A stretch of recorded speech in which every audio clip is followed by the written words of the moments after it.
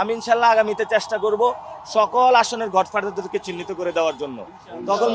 তখন সবার নাম চলে আসবে। আর এখন চাঁদাবাজি শব্দটা বেশি শোনা যায়, সামনে সন্ত্রাস, দর্শন, রাহাজানি, খুন সবগুলো ইনশাল্লাহ এক্সপোজ করে দিব। দুর্বৃত্তায়নের রাজনীতি বাংলাদেশে চলবে না। গণ অভ্যুত্থানে শহীদ হয়েছিল নতুন বাংলাদেশের জন্য। নতুন বাংলাদেশে নতুন রাজনীতি চলবে, যেই রাজনীতিতে কোনো দুর্বৃত্তায়ন নাই, সন্ত্রাস নাই, চাঁদাবাজি নাই, দখলদারিত্ব নাই। ঢাকা হাটে নির্বাচন স্থগিত করা লাগবে না। বিষয়টা হলো ঢাকা হাটে সংগ্রাম চলবে।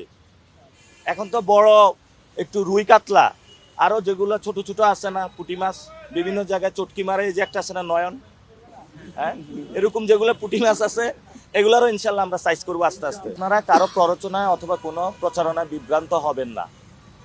তো আমার তো সব কিছু ইলেকশন কমিশনে দেওয়া আছে, তাহলে আমার বাসাটা খোঁজার মানে কি? এটা তো নিশ্চয় উস্কানি দেওয়া। এবং আমি যে জায়গায় থাকি ওইখানে গিয়ে আমাদের একটা ক্যাম্প ছিল, সেখানে হলো চাপাতি দিয়ে 4 জনকে আহত করেছে। অনেক টাকার মালিক হইতে পারতাম। বাংলাদেশের যে দুর্নীতি সিস্টেম, বিএনপির অনেকে যারা ইলেকশন করতেছে আমি চিনি, জানি তাদেরকে। কেউ বাস দখল করেছে, কেউ ট্রাক দখল করেছে, কেউ বন্দর দখল করেছে, বিভিন্ন জায়গায় আওয়ামী লীগের সম্পত্তিগুলো তারা লোপাট করেছে, চাঁদাবাজি করেছে। আমি আমৃত্যু রাজনীতি করে যাব।